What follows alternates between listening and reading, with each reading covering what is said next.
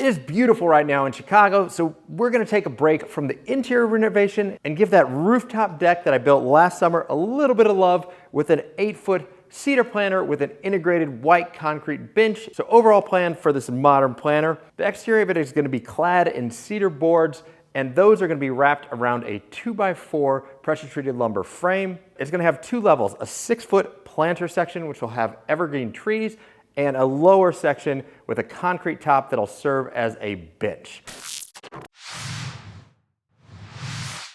So we just went to the Home Depot. We picked up a boatload of this 4-inch, 12-foot cedar that are gonna make the outside of our planter. First step, we're gonna cut all of our cedar faceboards down to size over on our miter saw.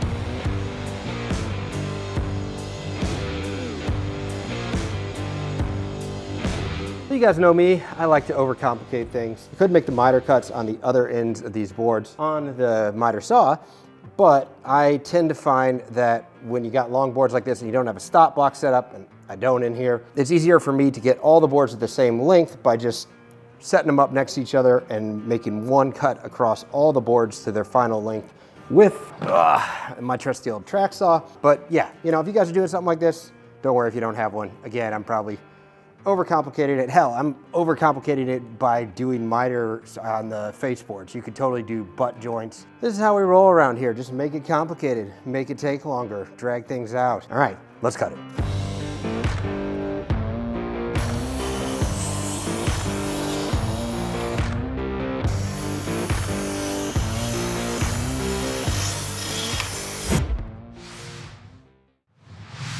So we got all the cedar faceboards cut down behind me here, and next step is building an inner frame from 2x4s, and that's really just gonna be bearing all the weight and giving the rigidity to the whole structure. So that's gonna be super simple. We're just gonna cut everything to length on the miter saw. It doesn't need to be pretty because it's gonna be hidden behind the cedar cladding.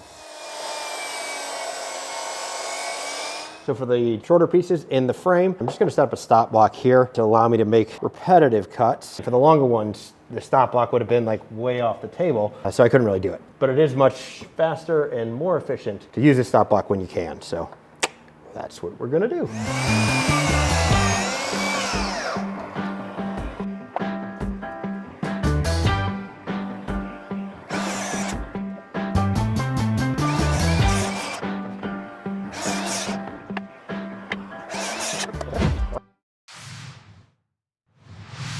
So to cut everything down, I just set up a super quick and dirty makeshift miter saw station. And while I was setting this up, I realized I got a tip that a lot of people don't know about. So if you measure the height of your miter table, it's gonna be exactly 3 5/8 inches, which just happens to be the same height as a 2x4 is wide. So all you gotta do is clamp down some 2x4s on their side on your table, then everything is nice and well supported and you don't have to deal with the boards flippity floppity and everything goes smoother and it takes you like 20 seconds to do. So while we're at the world's quickest and dirtiest miter saw station, I gotta show you guys this Rockler one-handed clamp. Every other clamp I've used, like you gotta use 2 hands and you always are wanting that 3rd hand just to get the clamp in place. With these, it's got the second little trigger, boom, goes in place and then tighten it. Operates with 1 hand, second trigger loosens it, tightens it, loosens it, brings in, clamp it, all with 1 hand, and they hold really tight. So I'll leave a link in the description. Check them out. Never have too many clamps. For assembly, I'm gonna use a combination of galvanized nails that are rated for outdoor use and outdoor rated Craig screws. The Craig screws are gonna be used on all the shorter cross-member pieces, and they're gonna be the main structural load-bearing element. I'm also gonna reinforce it with some outdoor rated wood glue, just so everything holds up. So the first step is just to batch out all the pocket holes we're gonna use for the Craig screws. And I'm looking at my pocket hole jig now, and it's kind of crazy. That was like one of the absolute first tools that I ever bought. So not a sponsor, obviously, because that thing is like ancient now. But man, I've got my use of that. And hate on pocket holes all you want, but they are a darn useful trick to have in your bag. Next up, we're going to do some partial assembly of the frame structure down here in the garage, and then we'll start moving pieces up to the roost to finish assembly. Plan is basically to assemble the two long halves of the frame separately and then just use the cross pieces to put those together. We're gonna kind of wing it as we go. I'll try to point it out if I change the plan, but you know how we do, kind of making it up as I go. So anyway, frame assembly.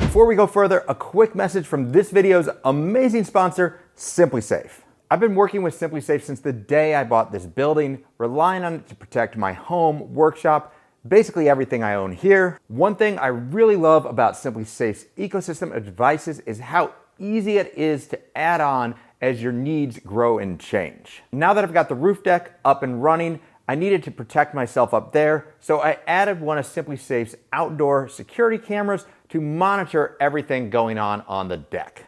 It took less than a minute to add via Simplisafe's app. It has a spotlight feature so I can see what's going on up there at night. And now when I'm away from the building, all I gotta do is pop open my Simplisafe app and I can check what's going on the roof deck, make sure that none of those infamous Chicago winds have knocked anything over. When I'm away from the building, I have peace of mind knowing that my Simplisafe entry sensors, motion sensors, glass break sensors, CO2 detectors, smoke detectors, and so on have my back.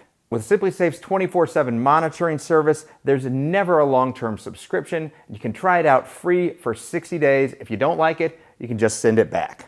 Right now, when you sign up for a Simplisafe interactive monitoring plan via simplisafe.com/Modustrial, you'll get 20% off your Simplisafe system plus 1 month free.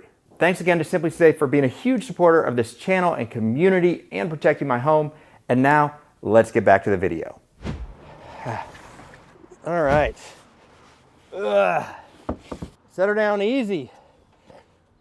So the idea here is we're just gonna put these cross pieces on here, and then we're gonna come and put the other side on top, flip it over, and then just put the final cladding on. Should be pretty straightforward, hopefully. Famous last words.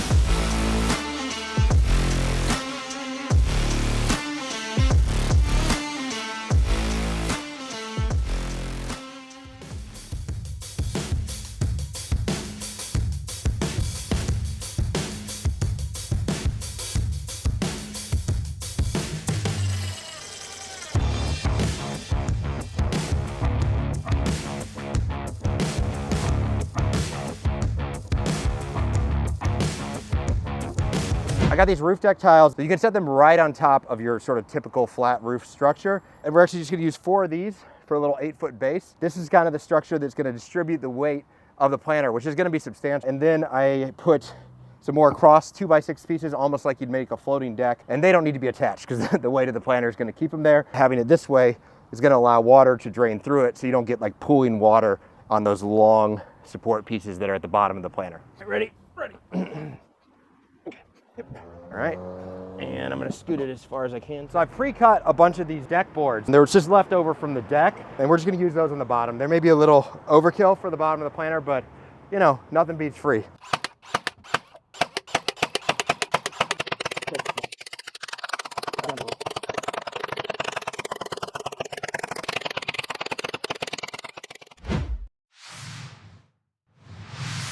Off camera, I threw a few more support pieces on the inside just to make sure that these cedar parts don't blow out once we get the dirt in there. Next step then is to put the liner into the planter. Just got a bunch of thick plastic sheeting. We're gonna staple it in. That is, if I can find my stapler. I believe you have my stapler. I haven't used it since I installed the underlayment for the hardwood flooring, and We've been looking for it for like 20 minutes in that shop, which is kind of a bit of a disaster now. This is like the pile of stuff. So I guess I'm just gonna start digging in here and hopefully we'll find it, so wish me luck. Found it! Victory! So some nice thick stuff that should hold up. Staple it in and then we'll trim it and tuck it. Cut the excess away and then we can kind of tuck it under. This edge is going to be covered with mulch. So here I'm just using a little screwdriver, poking holes in the plastic because we want to make sure we get some drainage.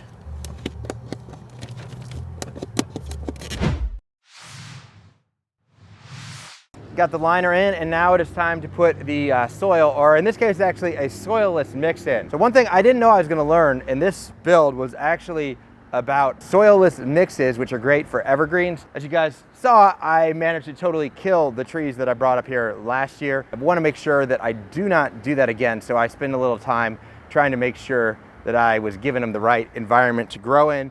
What I came up with is a soilless mix that is a combination of peat moss, perlite, vermiculite, and then a top layer of mulch, and then we're going to add a little evergreen fertilizer in there down the road. And one other thing about the soilless mix is it's going to be a lot lighter than your standard soil mix. That was a big thing. We wanted to keep the weight down. And now since we finally got a beautiful day again, we're going to go haul all those bags of soil up here and get it done.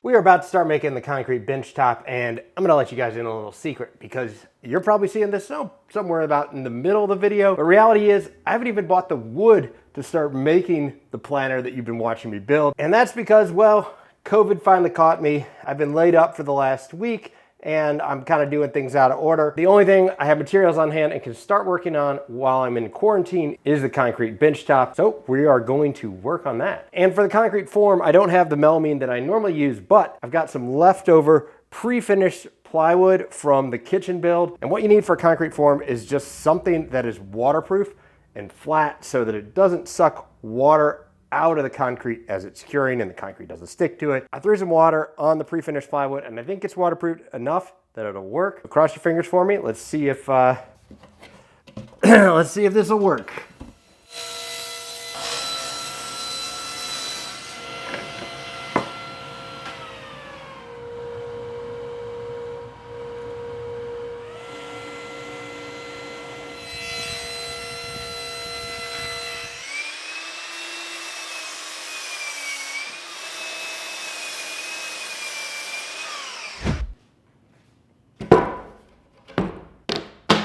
Moving into the garage now to put the form together. It is a super simple box. You'll notice that the way I'm assembling it, these sides don't have to be precise in length at all. That's why I just eyeball the length. I come around with a hot glue gun and just tack them in place first. Then I pre-drill, because you always got to do that when you're drilling into melamine to avoid it splitting. Same thing with plywood. And then you screw it in place, and whatever screws you got will work. I had drywall screws, so that's what we went with. And voila, with the sides screwed in, we're ready for the caulk. And with that, we are gonna go super old school. For those of you who have been here for a long time, you will remember this. It is now time for another episode of Caulk Talk, which is the same as every episode of Caulk Talk. I apply a layer of paste wax to the melamine, lay down a generous layer of 100% silicone caulk, run a metal fondant ball tool over all the caulk lines. Metal fondant ball tool pushes excess caulk to the sides, leaves a clean line over the seam, and the layer of paste wax makes it easy to peel the excess caulk away once it cures, leaving a perfect caulk line. And that's it for this episode of Caulk Talk. Got everything batched out here for the concrete pour. We're gonna start by mixing up a face coat, which is gonna be basically no aggregate except for the sand. Before that, we got our water. We got our HB50 concrete mix right here from Fishstone. We got some white oxide pigment to make it ultra white. And then we got a Super 6 ad mix. And that just helps with all kinds of good stuff. Allows us to go super thin, gives us a really nice finish on the concrete. So we're gonna mix that all up, pour in an 1/8 inch beauty coat, and let it set up a little bit before we come back and add the backer coat with some glass fibers in it.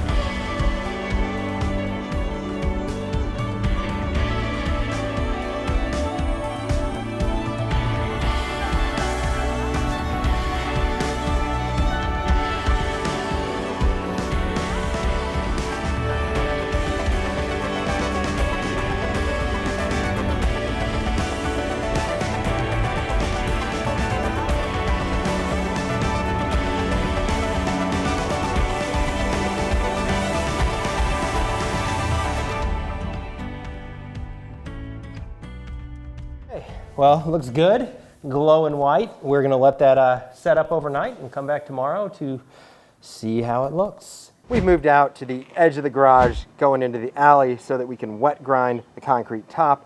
I always like to just overfill it a little bit and then use a grinder, using the edges of the form as a guide so you can get a perfectly level underside, and it really is nicer that way. It'll sit more even, all that good stuff. You'll see. Let's just let's dive in.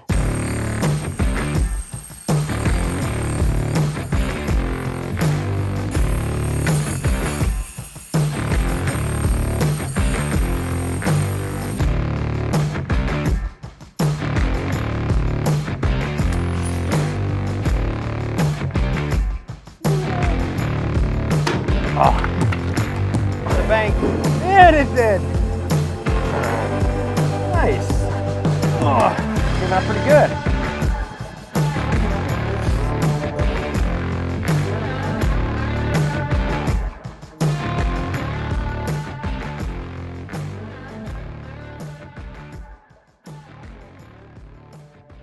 The weight of the concrete top could hold it down on its own just fine, but you know, just kind of keep it aligned. I'm going to use some scrap pieces of cedar on the underside with a construction adhesive here, and that'll help keep everything lined up nicely.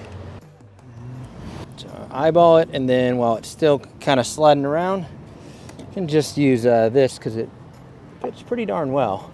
Just fine. If we go like this.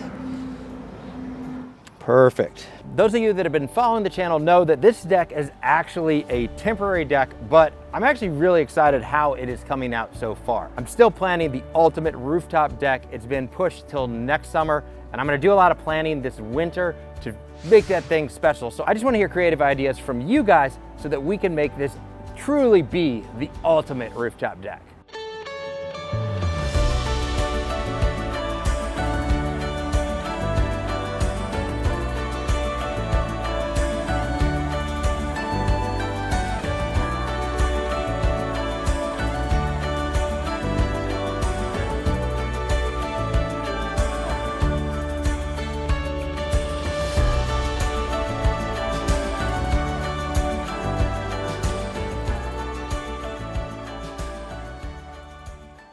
If you like this video and want to see how the rest of the deck was built out, including this awesome faux grass feature, make sure you click the link to that video, which should be appearing on the screen somewhere right about now. That is it for this time, and I will see you guys next time.